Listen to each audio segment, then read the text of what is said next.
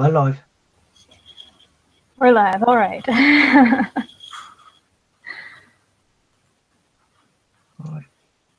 Tweet, tweet, tweet. Yep.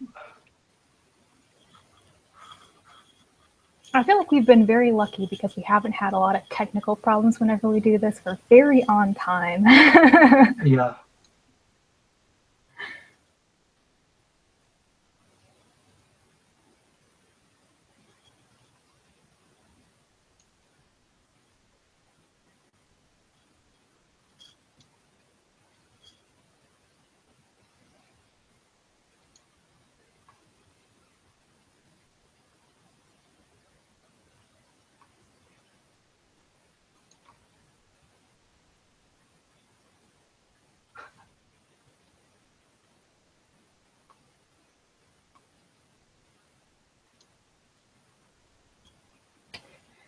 All right, you going to introduce us? Yep. We got 3 viewers.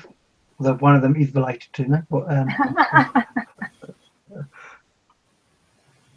right. Hey everyone. This is the SFF short fiction live show for April. We're going to spend about roughly an hour-ish talking about various short stories we read in over the last 5 weeks actually, as well as a short fiction short story book as well. And I'll let Rachel introduce herself. Yay! I'm Rachel. My channel is Colonati, and I don't know what else to say about myself at this point. I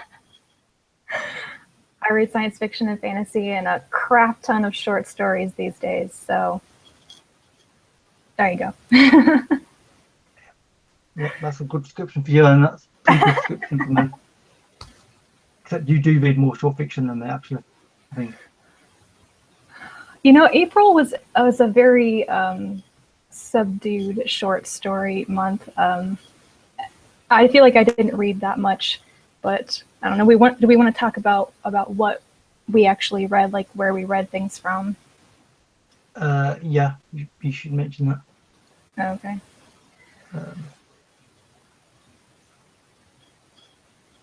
This was an Apex month for me. I read 4 issues of Apex, I think. Finally caught up on that because of Dewey's 24-hour readathon.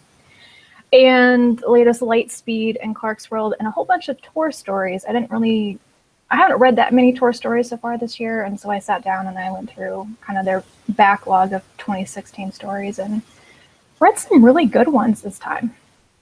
Yeah, I was most impressed by what I read on Tor this month as well. And I read pretty much the same sources as you. Read random Apex stories here and there. Lightspeed, Clark's World, and no Uncanny, because obviously it's the off month. And Tor, which was the most impressive Tor month to date for me. Yeah, I think a lot of our favorites this month are from Tor. Like three of them at least. Yeah. And of course, on top of that, we buddy read Her Smoker's Up Forever by James Tiptree Jr., which is, yeah. Epic Masterwork edition. Yeah. I'm going to go on a slight tangent about this book for a second.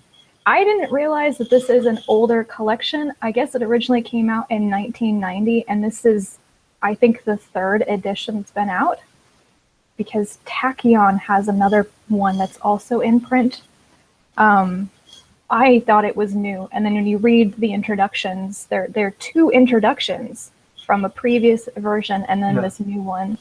And this collection's been around for quite a while. I mean, it was released in the year of my birth, so I just didn't really realize that. I thought that this had just come back in print, and it was like sort of a, I don't know, like an anniversary or a celebration of Tiptree, and it's been around for a lot longer. Though I think that this year or last year was an anniversary of Tiptree. Yeah. And that Letters to Tiptree book came out, and it was like the only major work that was really published in the anniversary. So But yeah, we read that and it was very interesting. And we'll probably get to that at the end of this live show. So, although I think one of the older editions of this book, I'm not sure if it had the same set of stories in most of them, I think, but I think so. Well, kind of getting ahead of myself, but I think it might have been organized a little bit differently. Yeah. We noticed that there were certainly these thematic chunks in it. Like you have a block of stories about roughly the same thing, and then the next. And I think it was actually separated into sections thematically in the original version, and then they took out those parts in the Goliath's edition. So, but on to our favorite stories, though, from various sources. Right. We've got. I'll start then. Yeah, you jump on that one. The first one would be Touring with the Alien by Carolyn Ives Gilman, and that is from Clark's World, the April edition 115, is it? I think so. Mm-hmm. And this is one of the very early stories in this month's Clark's World, and it's simple, but something about it that I just really liked, and it's just fun to read. It really is. It's actually one of the funniest to read. It's these spaceships or spacecraft or something have appeared all over the world. And I couldn't help thinking when they described it. It made me think of the remake of the Day the Earth Stood Still. Oh yeah. Yeah, the newer one with Keanu Reeves. I've actually seen that movie. Wow. Yeah, that kind of idea with these big ships all over the place, and there's just nothing from them. They just sit there, unmoving and quiet, and then just as people are losing interest, an alien, a person comes out of each of them, and now the representative or diplomat, and now that meant to be the former alien abduction victims, which I thought that was really nice. It was just pushing them out, saying, "Right, we've kept you for this long. Now we're going to actually make you do some work." And it's all about a journey that the one Earth woman then has to then basically be like a guide, fairly secretly, for one of these guides and the alien, and I can't really say more because of obviously plot. But yeah, it's kind of, you could kind of summarize it to say it's a road trip story with an alien. Yeah. And a human who doesn't know how to act like a human, which is some of the funniest bits, I think, in that one. Yeah, like goes out and has a look at the train. He's sitting there, he's standing there, like, pretty much the image I get. He's standing there with like face to face with a tree, just examining it in detail, because he's never seen a tree before, and just all that imagery I just thought was really, silly, but really nice, and also very realistic in that sense, because if you've been in this environment, yes, they are human and they may have been, so Earth would still at some level feel familiar, but it's interesting, and obviously they don't know what anything is. Yeah. One of my biggest questions about the story, I really enjoyed this one like you did, and I think I'm a fan of Carolyn Gilman now, because I really like Dark Orbit by her. But at the beginning of the story, the woman who drives the truck or whatever, she sort of makes references to what her job is. She does weird jobs for people. And she trucks things like, I don't know, like illegal items or something, but not so illegal. She has something she won't do, but I wanted to know so much more about her job, and her brother, is it? He's the guy she's with or whatever. Just I think she has a really interesting backstory aside from all the weird alien stuff going on.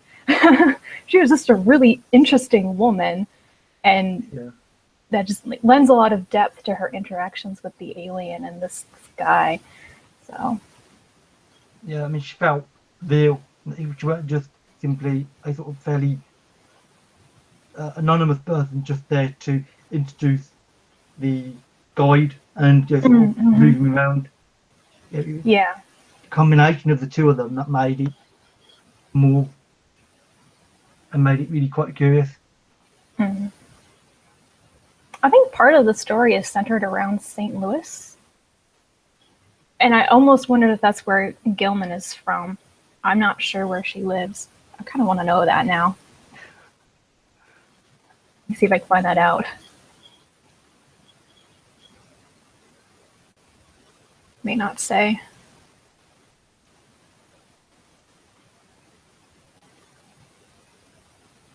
It doesn't matter, but since I've actually been to St. Louis, I was like, yeah.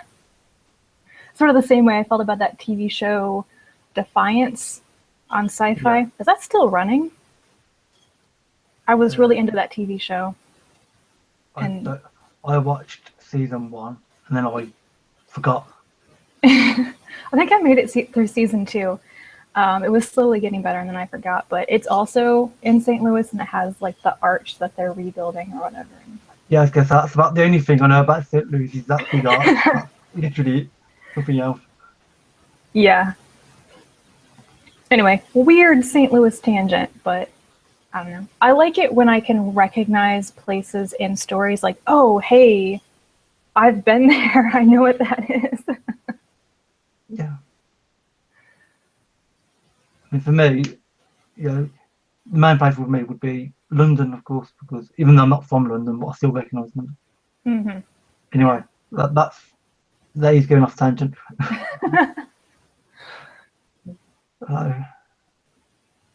Yeah, it's a good short story and an easy one to read with a few interesting ideas and good characters. The characters were really, really good, actually. Mm-hmm. Yeah. So that's about it, really, for that one. My first favorite is also from that same issue of Clark's World, I think, 115. Yeah. And that is Winter's Wife by Elizabeth Hand. This, I think, is their like fantasy reprint. It's originally from 2007. And this was really good. I think we both really liked like the setting or the tone of the story. Yeah. It was very vivid. It follows the perspective of a teenage boy who is describing his neighbor and his neighbor's wife. His neighbor is a man called Winter, and he marries a woman from Iceland, and she comes home with him, and she's a little different. She's got the dark, cold eyes. She's like the woman you would expect to be married to a man called Winter. And she just demonstrates that she's not entirely human. There is something supernatural or maybe fae about her, and she is defending they're king's trees, I think, is that what they're called? Yeah. They're these three very, very tall trees. Like I think they're in a New England state. Yeah, and really old as well. Yeah. So these very, very tall trees, they're very old. They're like the oldest, tallest trees in the area, and they're originally grown to be ship's masts, and they can't be cut down except by order of the king or whatever. And this real estate builder or whatever wants to cut them down, and she's not having that. And she stops it.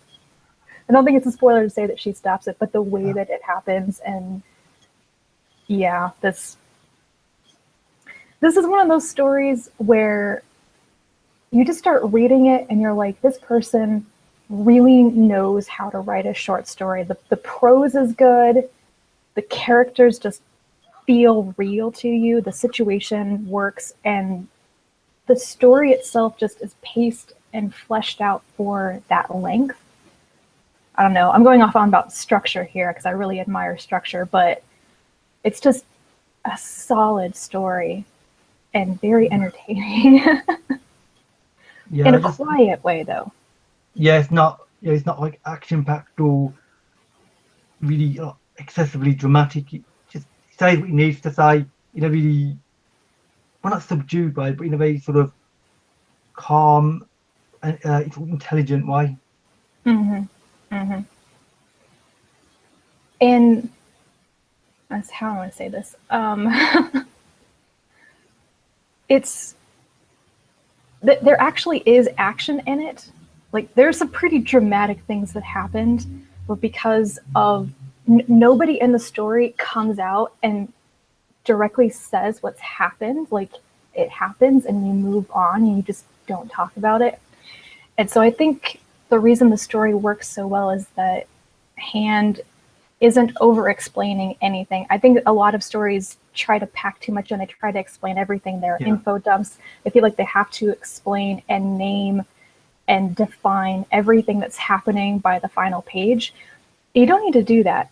So the fact that the story comes from the teenage boy's perspective, and he has no idea what this woman is. I mean, I'm gonna guess that the character might be like a supernatural being or whatever from like Icelandic folklore or something. Like, might be based on a real type of myth, but it's never named. No. And you don't need to. Like, I don't think you ever really know the extent of what she is, but there are those slightly creepy hints. Yeah, I thought the fact is obviously it's right next to the ocean, and the linked events I can't really mention happened with her in the ocean were quite interesting, especially being Icelandic, and I've been to Iceland 2 years ago.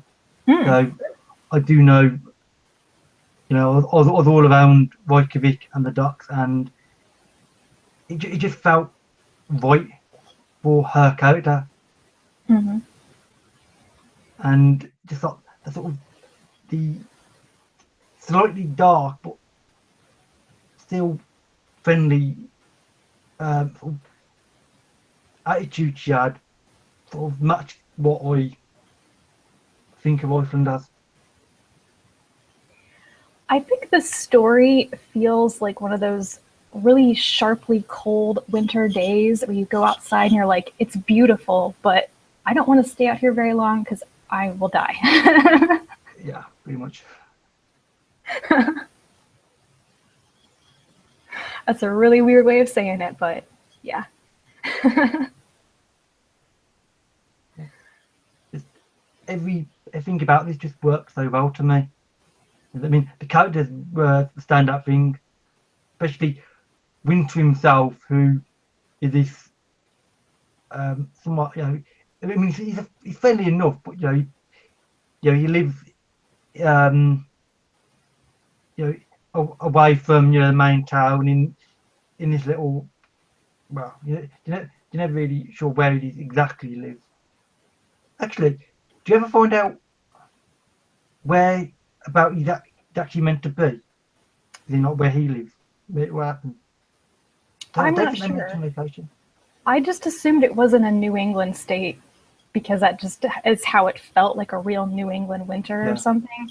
But basically, they live in this kind of spread out community in country, where your neighbor is a couple of miles away or whatever.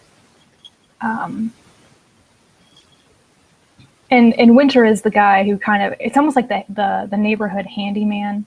He's the guy that chops down the trees and gets everybody firewood and stuff. But everyone's very spread out. He was a really interesting guy. Like, you think the stereotype that his character is going to be, and he's not. Yeah, he lives up to bits of it, but not all the way. And it's not. I think it's really good for that, because he's not a pure stereotype. He's sort of halfway. Yeah. Obviously, the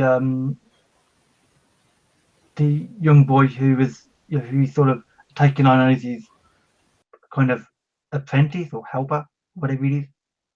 I thought he was a good character as well. He's not familiar with obviously all the work and things, and he's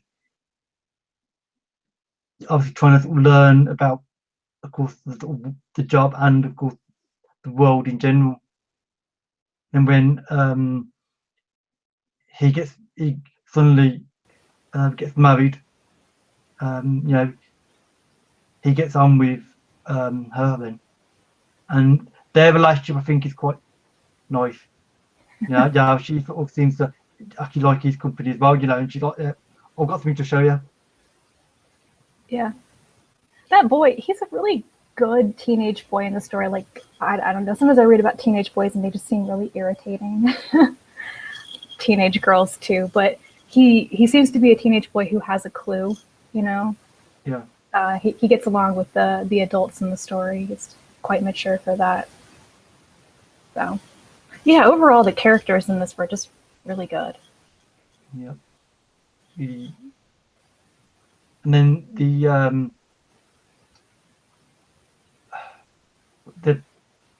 company guy, I can't remember what his name was, but and the way he's described and the way they interact with him, he's like this sort of like evil, big corporate person who wants to just devastate the small community feel, and that sort of almost they're fighting for like the small guy and for community, and he's just nope, sort of corporation rule. Yeah. Yeah, that just amused me. That did, like, the way they sort of they're just all there, really sort of giving him the sort of, I say, really evil looks basically the whole time, and they're not happy with him.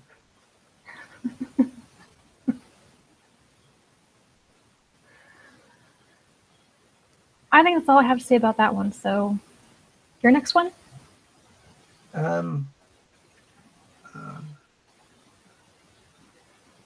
I'll mention Dune Time by Jack Nicholls.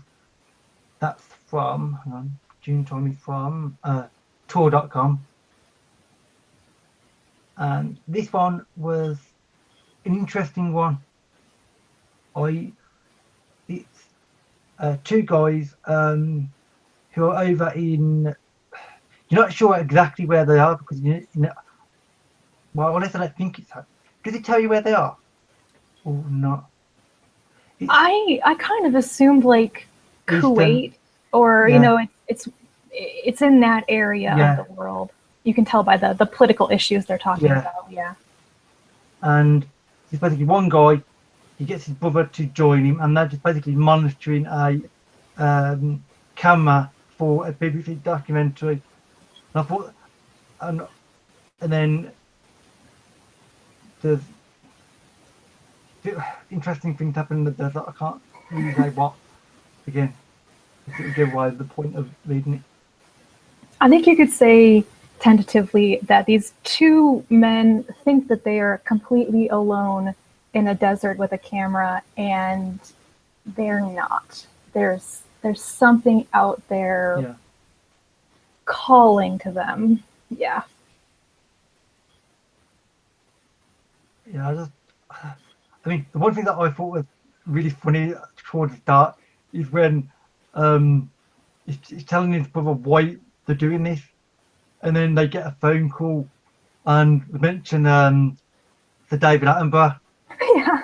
And they get all excited, like, oh, is he there? Can we, they're like, I was almost expecting him to say, can we talk to David Attenborough, please?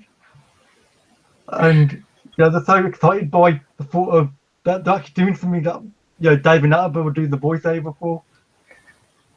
I just love that.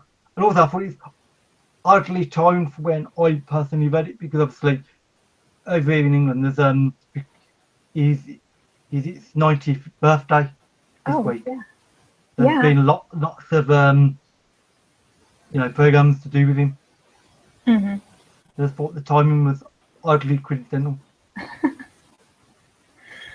Heck, maybe that's why the author included it. Like, he was inspired by the forthcoming birthday or something. I don't know.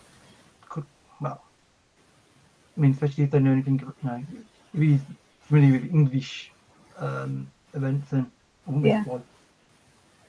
I think the use of the camera where, I mean, the idea is that to see the dunes shifting, because they shift so slowly, you have to have a camera on it for days to get even just a few seconds to see the dunes moving. And it like takes a picture at certain intervals to track the movement of the dunes.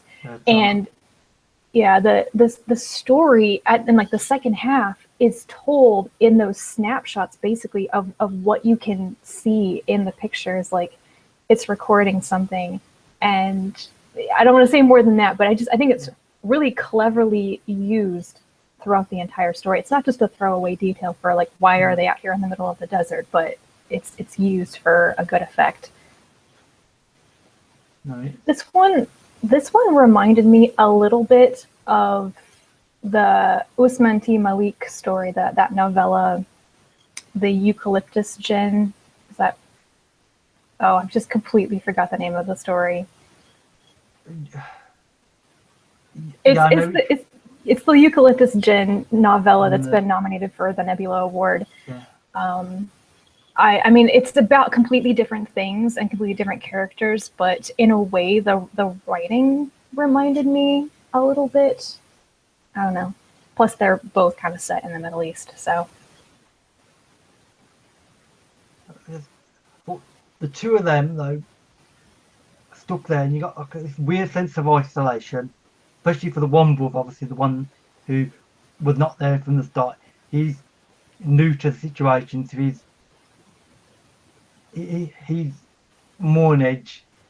His brother's trying to sort of calm him down, say, it's perfectly normal, but he doesn't think so. Mm-hmm. And it's really interesting for that reason. Obviously, the whole stills, the whole time lapse actions events they go on.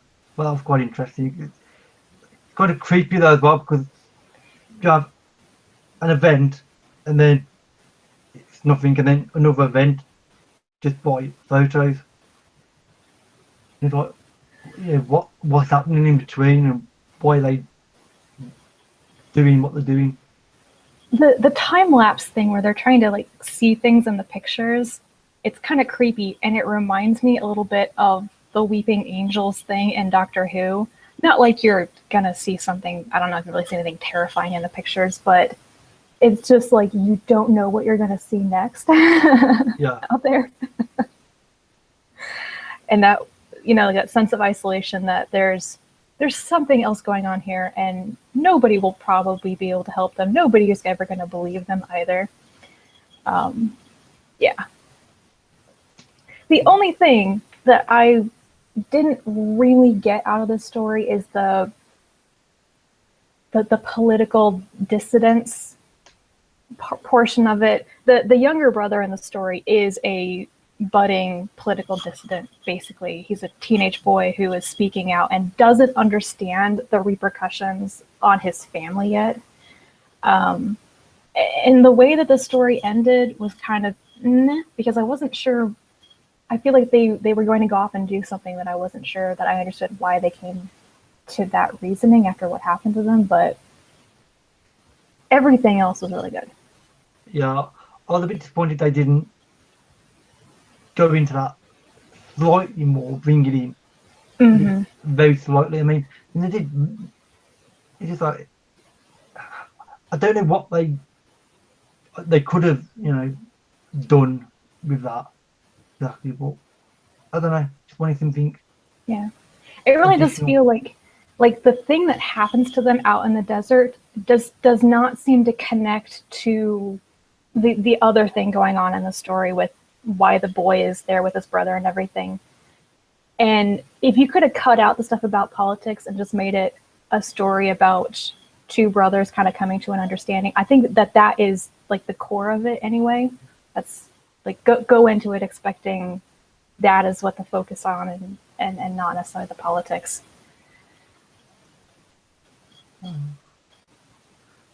And that's pretty much it, really.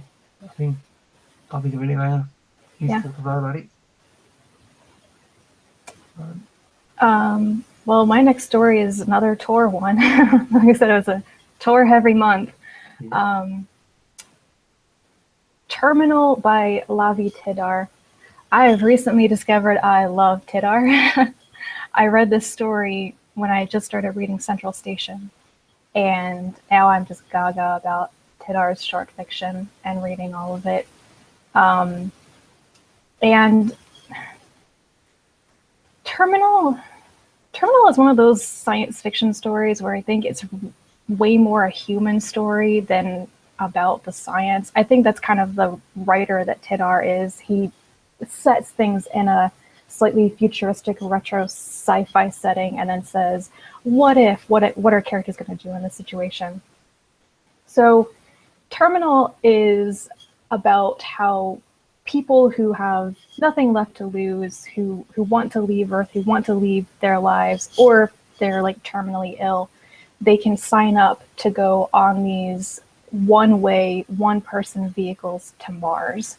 They get stuck in a vehicle, shot up into space, and all they know is that they're going to terminal on Mars.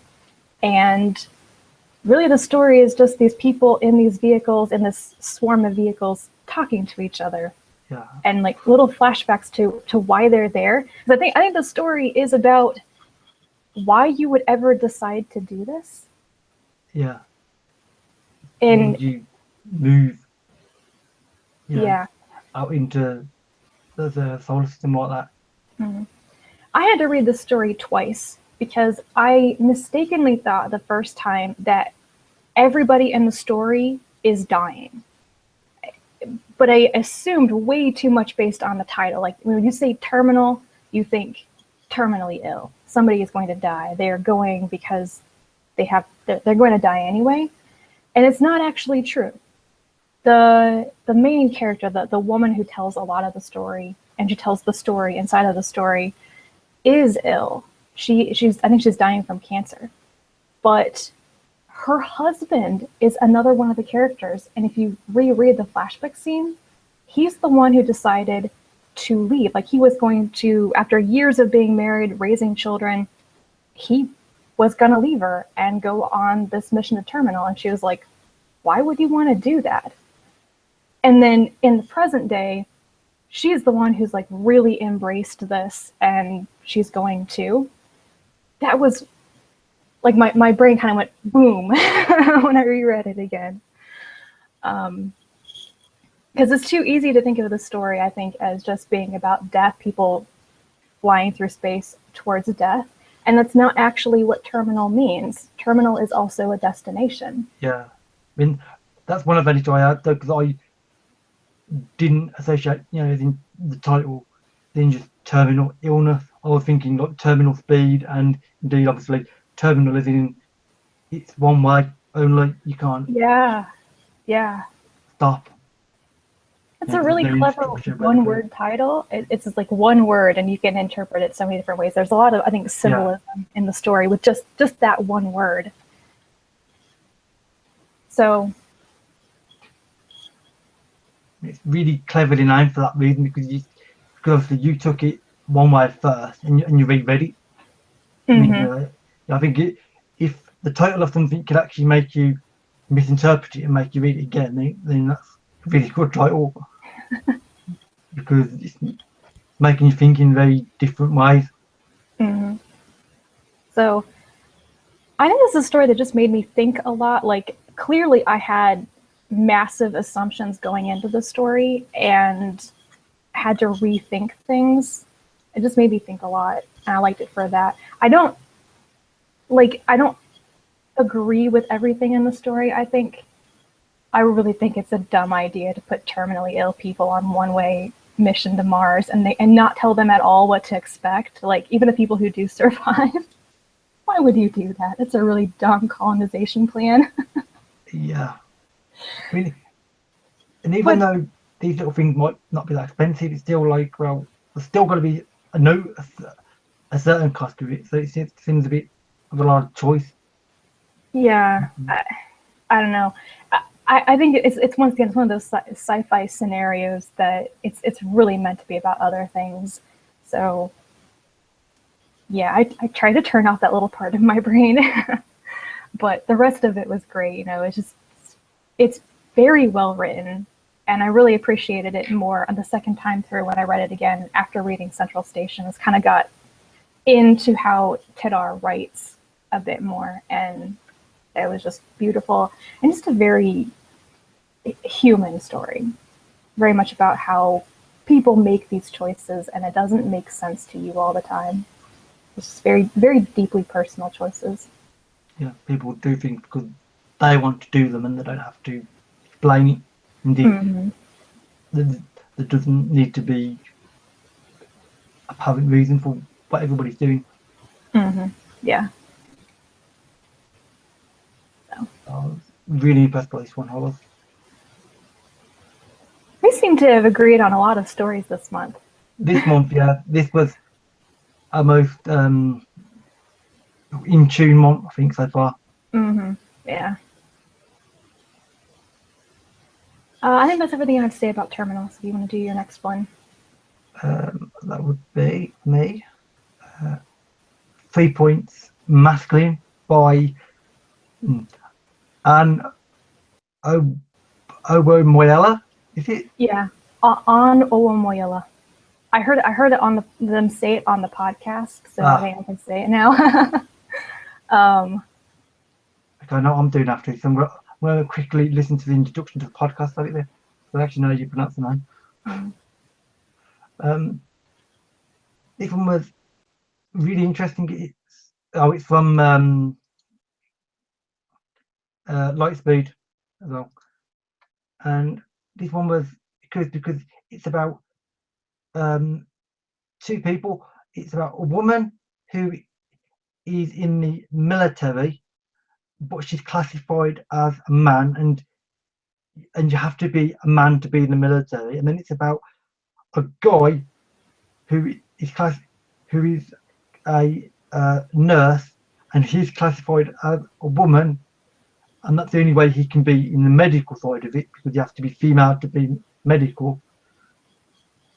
And it's about their interactions. They don't quite understand each other at first. You know, why would you want to do, the thing that you're doing, and likewise. And then they realise that actually they're doing it for the same reason. They don't like. It's all about obviously gender equality. And they don't quite get why they're doing what they're doing. And obviously there is a little bit of a, this is in the middle of a, or on the edge of a war zone. There's action scenes that I'm not going to go into anyway, because it's not that important really. The action isn't compared to their lack of understanding, and then eventually their partial understanding of why each of them wants to be, almost like what the other is.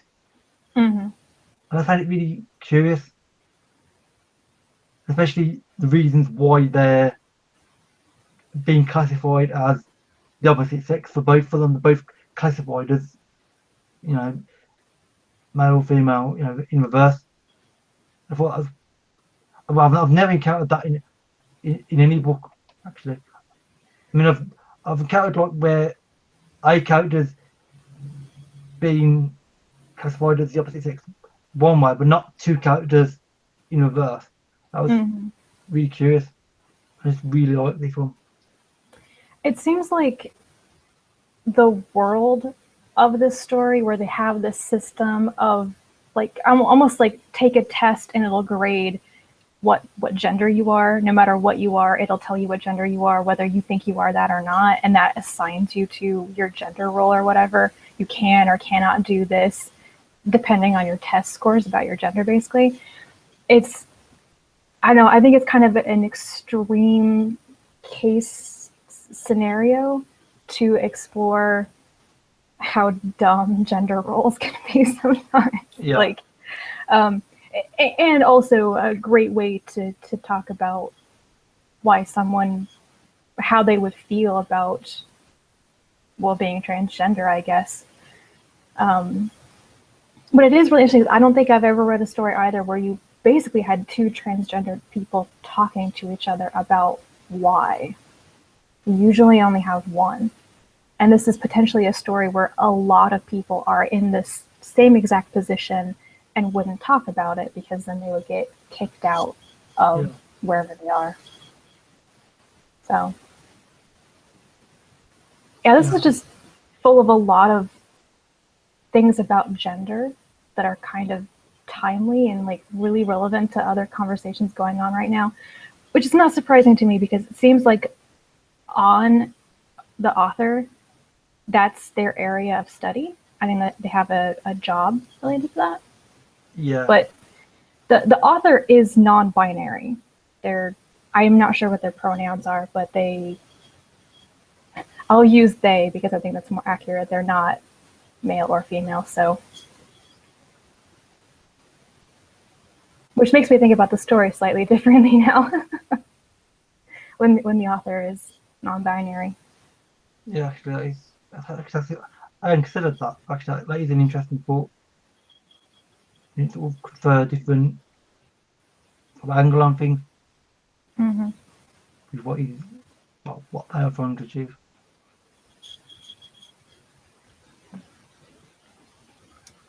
So, I don't have many more thoughts on this one than you do. I enjoyed it. I really liked basically the commentary in it. I thought it was very well done. And this is one that I listened to on the podcast version. This is Lightspeed. Yeah. It was Lightspeed's podcast, and I really enjoyed the narration of this one. The woman who narrates it she does the voice of the one of the characters in a slightly sarcastic, almost like trying hard to be macho thing, like and clearly they have a bit of a chip on their shoulder about this other character, and then have to come down from that when they realize they have that commonality.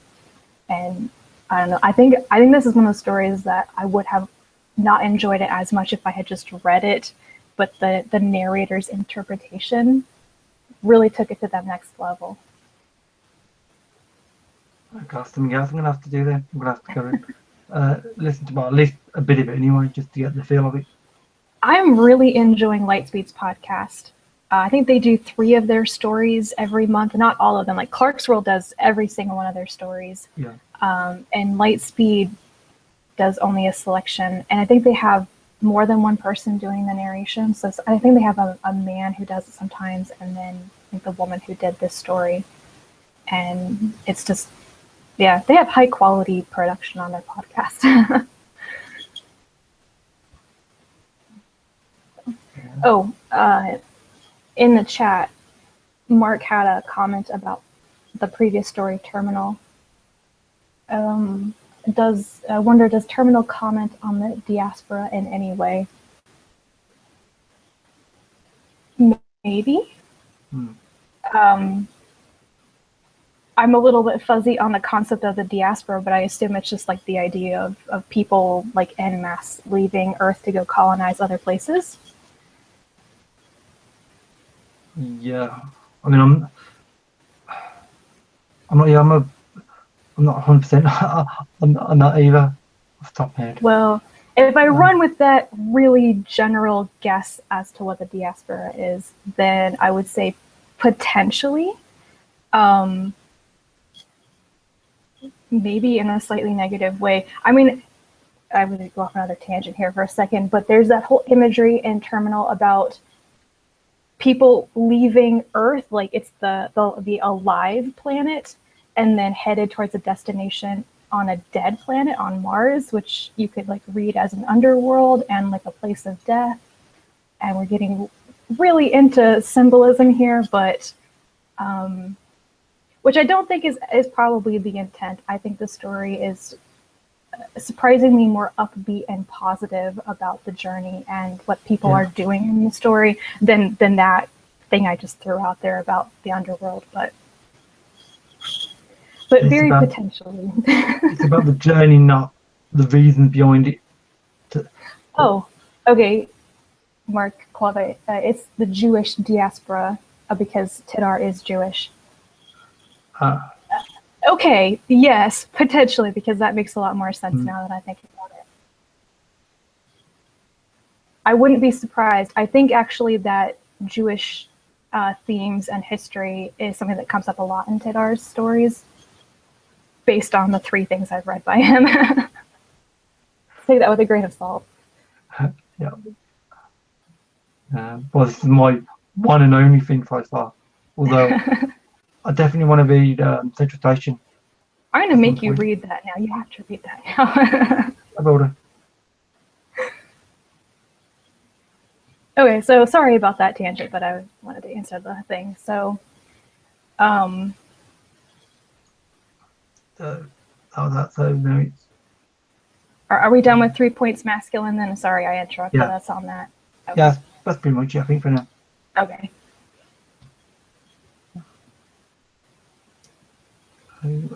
We got 3 things left. Wow, we're going a lot more slowly this time, aren't we? Yeah.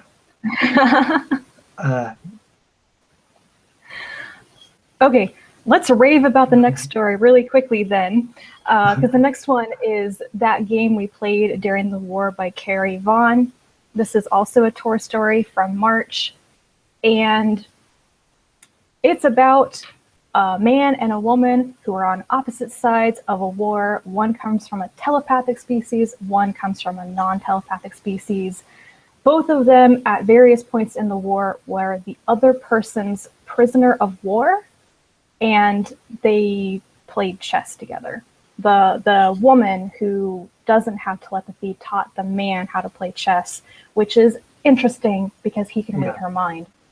And after the war, when they are in this sort of tentative area of peace, I think it's like right before the treaty is signed, she goes to his country, seeks him out, and wants to resume playing their game. And I loved everything about this story. I'm going to get really incoherent. Yeah. I read this only a few days ago and I really liked it as well. Yeah.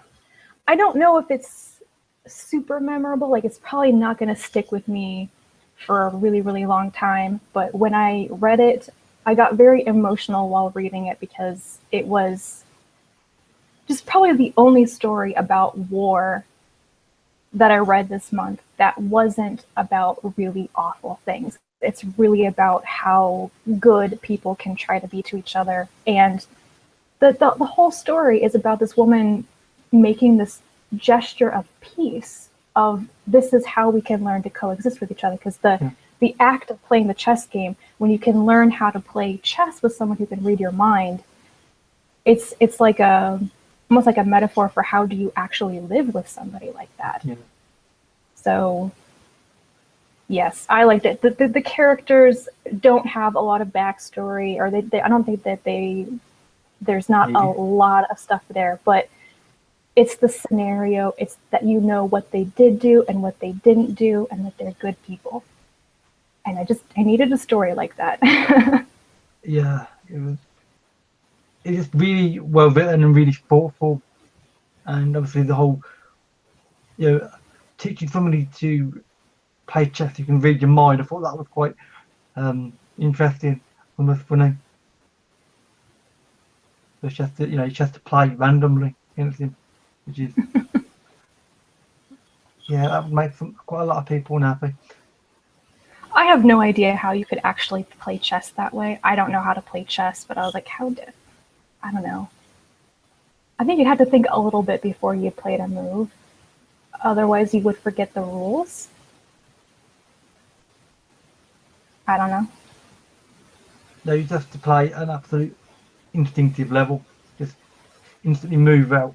And then as soon as you make your move, just stop and just almost ignore what the other person's doing. Okay. Would be challenging. But yeah, I love this story. Everyone should go read it. That's it. Pretty much. For me, it would be, well, I've read the main thing, Collecting James. this is the only one that we didn't quite agree on, considering we marked it quite differently. Well, this one it's an extremely rich, billionaire type figure who his main hobby now that he's got sort of nothing else to do because he's got so much money to sort of do whatever. His hobby is to collect people's unique, well, not talents, just the things that make people unique. And he does it by essentially getting, well, I couldn't thinking of like making cakes and things. He just gets like something that you'd see almost in the kitchen. He just sort of sticks it in their head and just sort of moves apart. Just to move like a part of your brain that contains that essence. Is it a bit like trepanning, or what's that word? There's a term for it. Yeah. Which is never actually used in the story. Let's see here.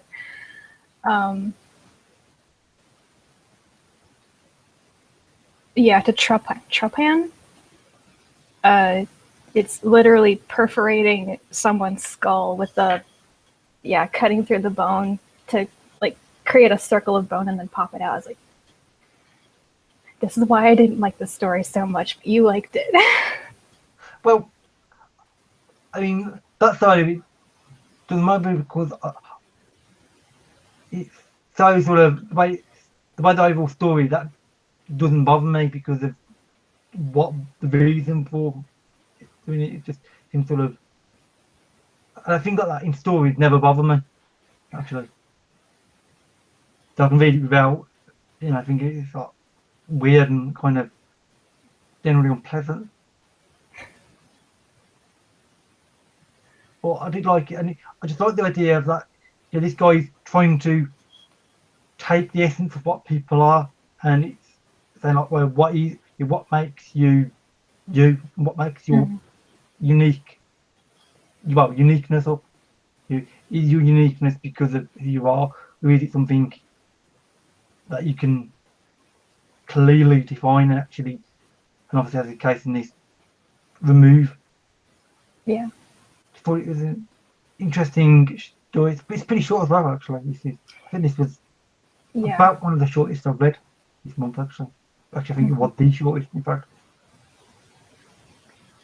I like it when you state the theme that way. That's interesting. This story had a huge gross out factor for me, and especially the ending. It's got like people cutting holes in other people's heads and like squishing their brains, and then there's like the whole like almost like serial killer vibe in it. I couldn't do this one. I think people who like horror more than I do will like this story. I just can't stand horror elements, so yeah, I mean, I don't love horror. I mean, especially not that one horror as such, but I don't mind either. As long as the story's good, then it's fine. Yeah.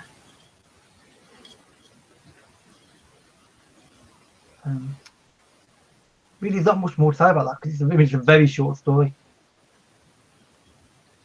Yep. I'm not going to go into any more detail about the. let people discover that one for themselves. Yeah. All right, so I'm doing the last one. Before tip 3. Yes. Okay. So the last one I'm going to talk about is also one I'll just talk about briefly because it's kind of a sequel story, and that is The Tomato Thief by Ursula Vernon. Excuse me. I am extremely biased in favor of Vernon. I absolutely love her work, and she's one of those authors where everything I go in reading by her, I just expect I'm going to love it, and that usually helps you to enjoy it more. The Tomato Thief is a loose sequel story to Jackalope Wives, which is the story that Vernon won a Nebula Award for last year, and I think a lot of people read it. It was a really good story about Grandma Harkin in the American Southwest. And this story is about, she's basically a witch character. She's an old crotchety woman, wise woman with her garden.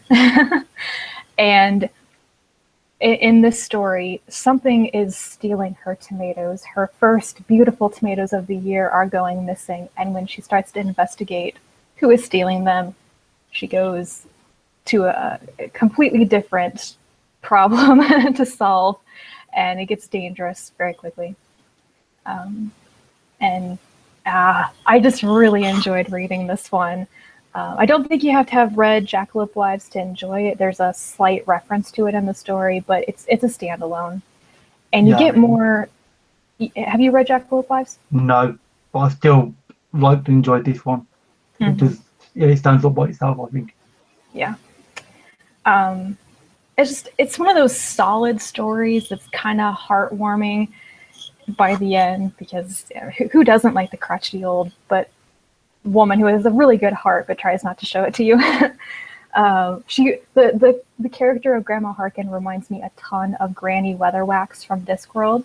So I think that if people who love the witches books from Discworld should read Ursula Vernon's stories, because she usually has a woman like one of the witches in Discworld. So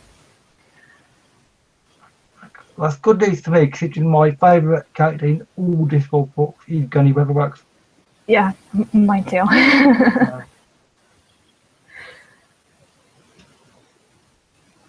So I don't have much more to say about that. I think we're running over time, and I loved it. And if you like tomatoes and gardening and stories about witches and in the American Southwest, then by all means go read that one. Yeah. So that's it pretty much for the individual short stories.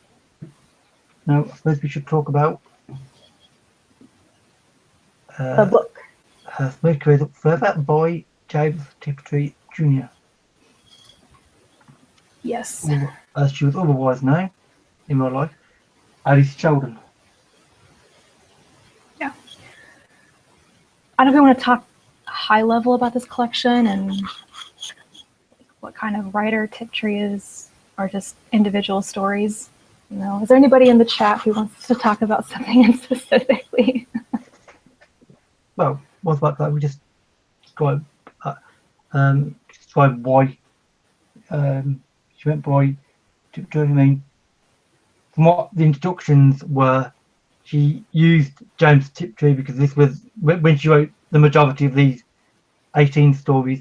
This was in the late 60s, what is it, 67 to 77. I think these 18 stories were in between. And there were female science fiction authors around at the time, but very few of them.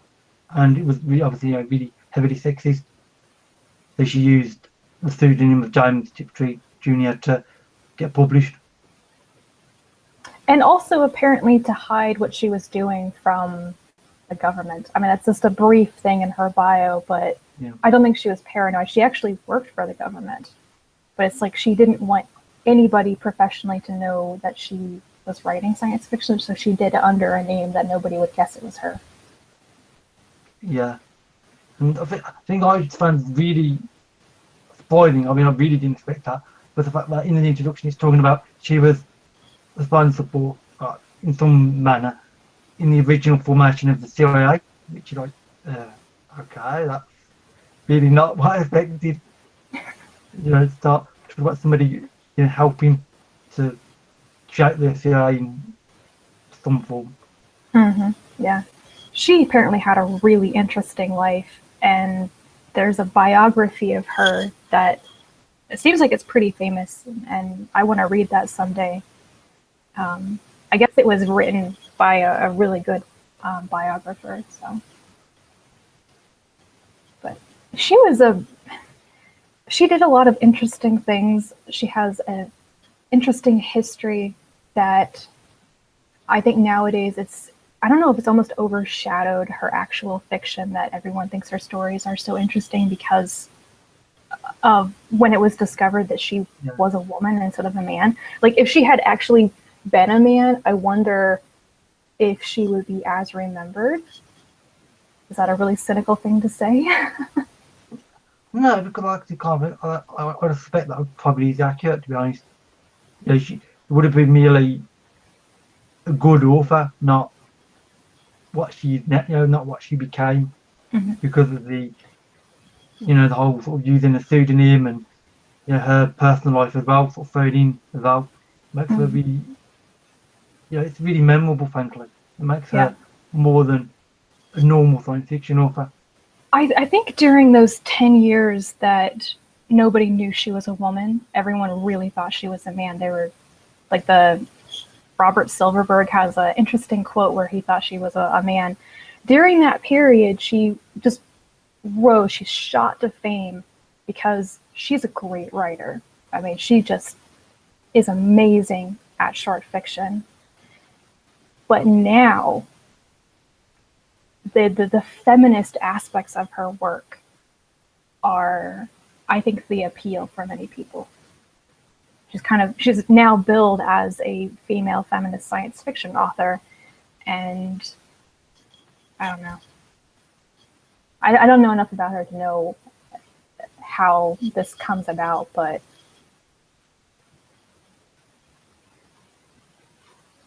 I think the one thing that we really, really agreed on with this collection, other than that there were just some thematic things that we weren't really on board with, but she can really write. I mean, definitely. Even if you were a little bit turned off by a story, there's no denying she writes it well. Yeah. The subject matter might be sometimes a bit brutal, and especially the earlier films, which are, I don't know if we should mention one of the earlier themes, the one that you didn't like, that was in quite a few of the stories. Basically, she wrote a lot of her more overtly feminist stories are about sexual violence. Yeah. I mean, at a certain point, we were counting how many stories had like graphic rape in them or whatever. Yeah. Like your main female protagonist's life is defined by the fact that she's serially raped by her coworkers, basically, and like, whoa, can we just stop with this now? Because all the previous stories have been this way too. But then you have like this lull. You had a different section, a different thematic section of the collection that didn't have that in it. And maybe we read it really quickly, and so it was just so obvious to us that a lot of the stories had the same violence aspect of it. But I don't know. Tiptree is also known for that. She's known for her stories being about sex and death, and none of it is really pretty. Yeah, it's just, I mean, one thing I did like though is how obviously the stories had been arranged in a really good way, that they sort of flowed into one another. The themes were sort of, you had them stories towards the start, then they sort of turned into vaguely related, but not quite. Then they turned into something else. Mm-hmm. And I just thought the order of the stories were really well done. I was actually impressed by that. The first story is one of my favorites. And I think one of the reasons why it was so impressive is because it was chosen as the first story. And it's really cool when you read it the first time. And then when you're done with the collection and you go back to it, it's like, oh yeah, I can see now. This is like a very, very short, 100% typical Tiptree story. And it kind of starts off with that bang. What is it called? Last Flight of Dr. Ain. Yeah, The Last Flight of Dr. Ain. And I don't want to spoil anything because I think the ending of the story is what just starts the whole collection. It's just like, it's about one thing, and then a character says something, and you're like, well, we're all effed. Yeah. It was, I mean, I really didn't, in fact, I didn't really know what to expect with it, because I knew very little about, Sheldon herself, and I did very little about this book. I just know that it's highly regarded in general, which is why I wanted to read it.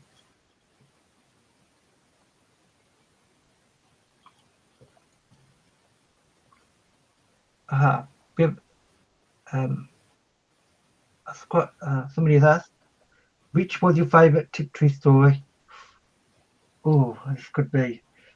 I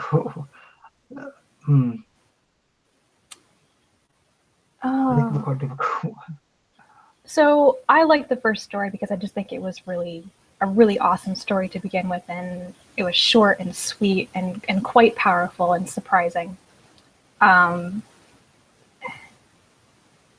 there's one called The Man Who Walked Home, which is really about an astronaut time traveler who got shot forward in time in a massive accident, which might have created an apocalypse on Earth. And he's walking home one step at a time subjectively it's over thousands of years, but for him it's not. But he keeps flashing into existence for like 1 second every year at one spot on the Earth. Yeah. And people don't know what this is. They've kind of been plunged back into, I don't know, practically the Stone Age. And they initially they think he's a demon, like he is a ghost who's haunting the place. And then as civilization builds back up, they recognize what he actually is. And I thought it was a cool story. I thought it was a really great scenario. But it is the story where I realized how good of a writer Tiptree was. She just at the prose level, it was fantastic. Yeah, that was, I mean, the one that I know you liked and I really liked it as well was one that you actually mentioned in your wrap up. Love is the plan is death. Yes. I liked it. Well, alien spiders, basically the plot revolves around that society, and I just thought the ideas in it and the way the imagery, she sort of built up the imagery, a layer at a time. It was really impressive. Because start with, I just thought, start with, I wasn't sure, are they just normal, spiders you'd find in your house? And then is it a metaphor for something else? And then as she keeps adding on to it, it's like, well, hang on. It takes a while to really figure out what she's trying to say, but it's really interesting, and I really did enjoy this one. Mm-hmm. That was a particular highlight. I expected to be creeped out by that one because I really hate spiders. I'm a bit of an arachnophobe, but it's clearly like an alien insect type thing, and to get into its behavior, and it was really interesting, and just the theme of that one. I think that's the one where we were in the evolutionary biology theme of the stories, and the message might be you can't deny your nature. Yeah. You call it love, but doesn't mean it's love. Might actually be death. Yeah. Well, the title's perfect for it, obviously. Starts with love, ends in death. Mm-hmm.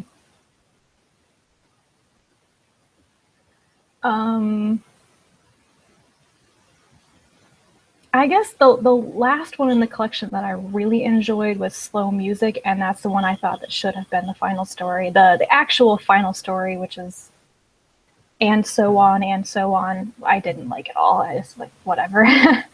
But Slow Music was that really nice balance between the more apocalyptic themes that Tiptree deals with and an actual more upbeat, not so bad ending. Like, yeah, we might all be dead, but it's okay.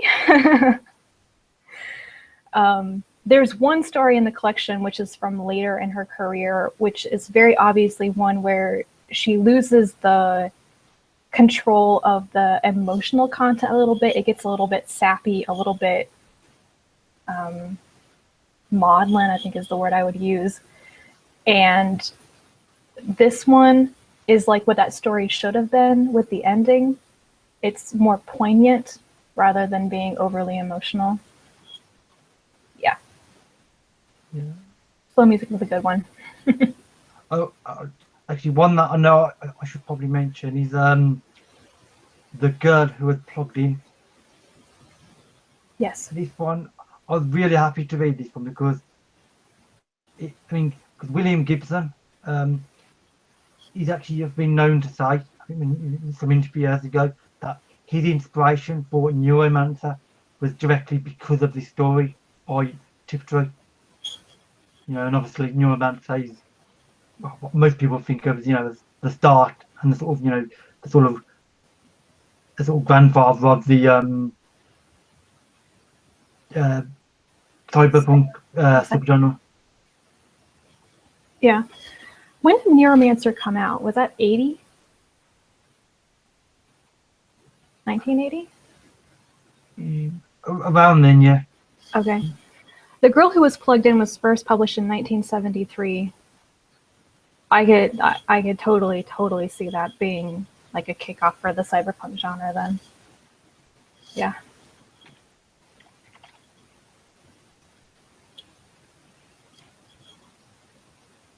Yeah, I'm really happy that I read that one in particular because I was, especially and laughably, then after reading that short story, the week after, I then read 3 books all by Gibson. Then Mm-hmm. week after, this sort of triggered a little bit of a Gibson reading spree.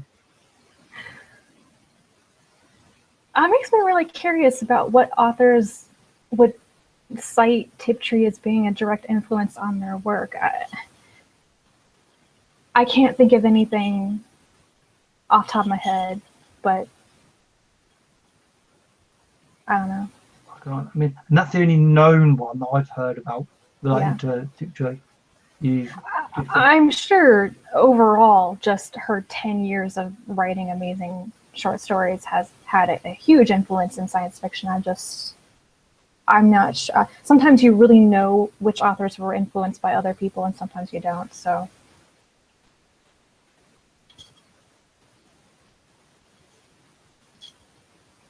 Maybe the other story, there are 2 other really famous stories in this collection we should probably mention. The Women Men Don't See, which is not one of my favorites, but definitely unusual. I can see why it's so well known. It's basically, it's a very feminist science fiction story, but told from a hyper masculine, clueless man's perspective, I guess. And the reader definitely knows more what's going on than the guy does, but it is a very interesting choice of protagonist or viewpoint for that type of story. And the other one is Houston, Houston, Do You Read? Yeah. Which I have thoughts on, as compared to a whole bunch of other stories that are similar to that. I don't know if I want to get into that, though.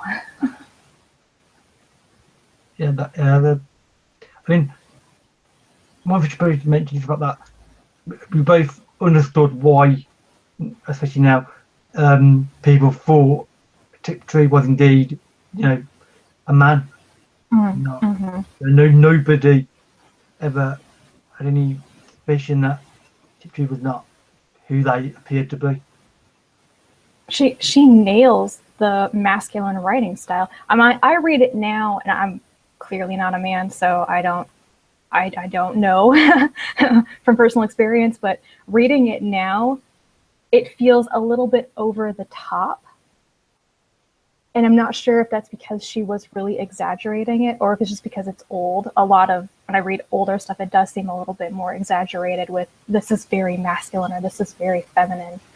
But whatever the case is, she just wrote it like, you can't tell that she was a woman from style alone, I'd say.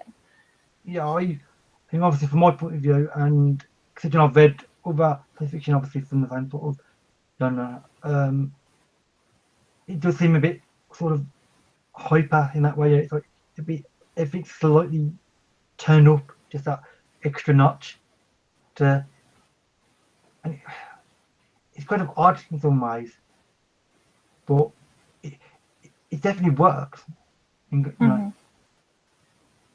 Sometimes I think she's actually intentionally exaggerating some aspects of the masculine elements in stories because she is actually writing about the women's experience.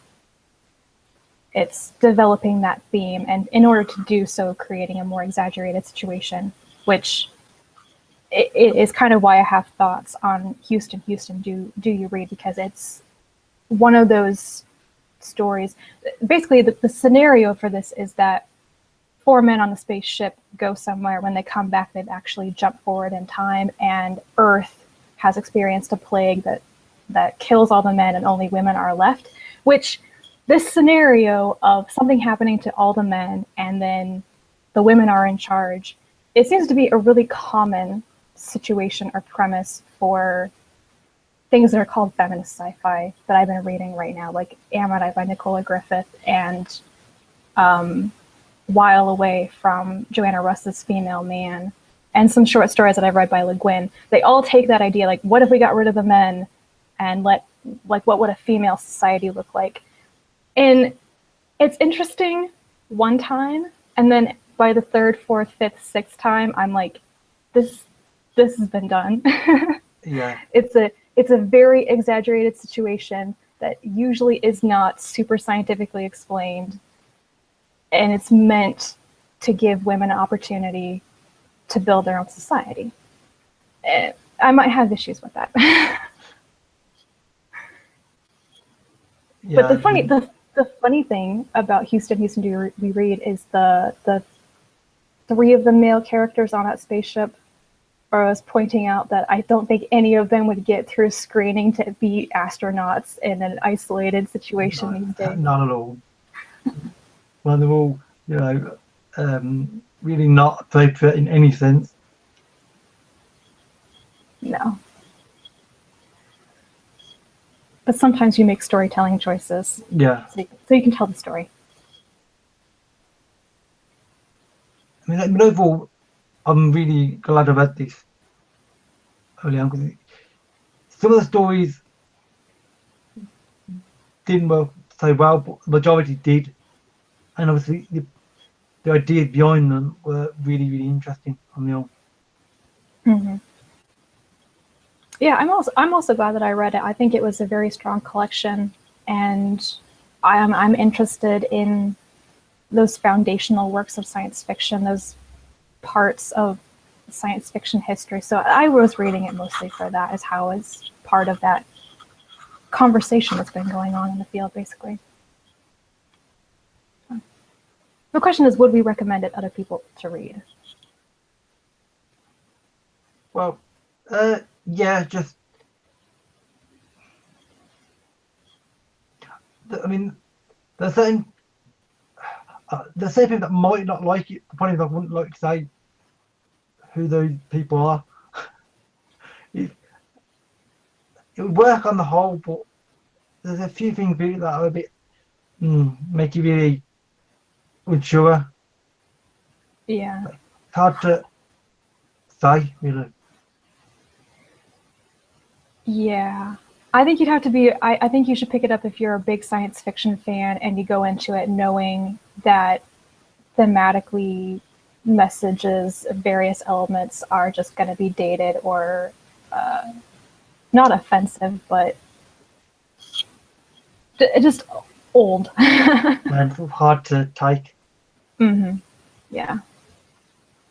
I mean, especially the start with the occurrence of the fact that characters keep getting raped all the time. Like, Yeah. yeah. Really? Do you have to keep mentioning it that many times?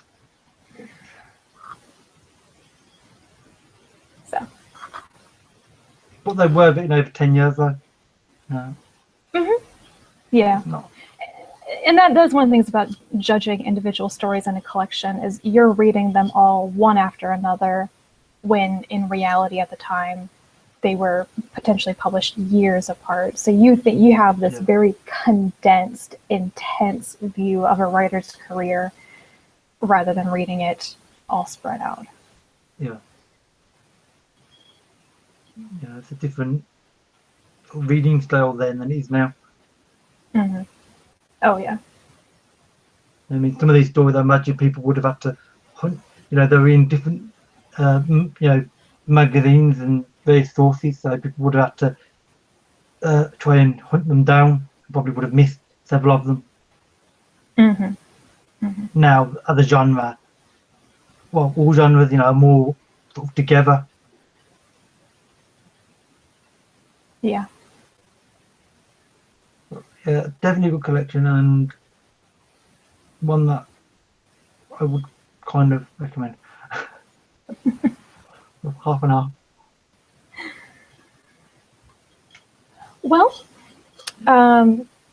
I think we're close to wrapping up then. We've gone longer than usual. A lot of interesting things this month, though. Yeah. Pretty mention what we're going to read next month. Well, this month, technically. And for me, it's just going to be, well, same things I've been reading. It'll be the current, the new issue of Clark's World, which was out yesterday, was it? Yeah. Uncanny, which I believe that was out today, I think. There'll be Tour.com, Lightspeed, and a few other sites that I'm monitoring as well. That I'm just keeping an eye on to see if there's anything of interest. Yeah. I really want us to read some Strange Horizons. I keep meaning to go back and read some of Strange Horizons stuff from this year. Just because they're different. They do a slightly different type of thing. I'll be reading pretty much the same thing as you, Clark's World, Lightspeed Tour, Uncanny, of course, I love Uncanny. I didn't get to Asimov's. They have their double April-May issue. And yeah, that's probably pretty much it. Oh, and Apex View as well. Yeah, for only May. I may have burnt myself out reading 4 Apex issues last month. I'm caught up now. You got a nice casual, more of a casual pace now. Yeah. And then the next live show will be on your channel. Yes. And that will be on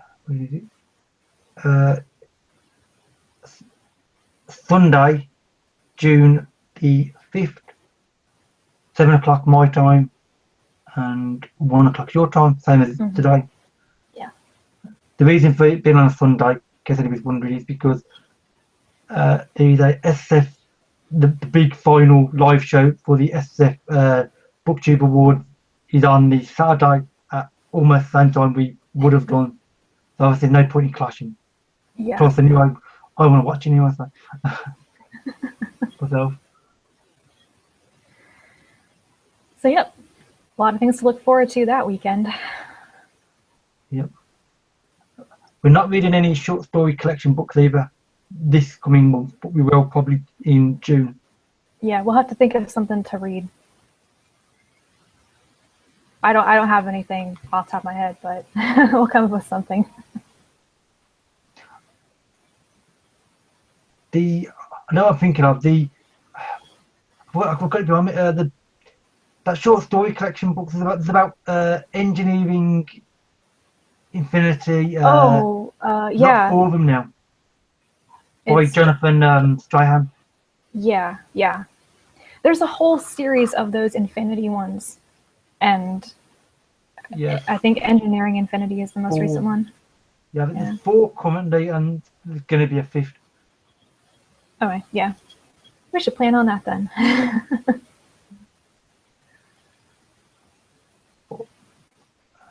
Pretty much it. I mean, I'm going to double check comments in case anybody said anything. I don't see anything else in the chat. No. I think we're done. I believe so.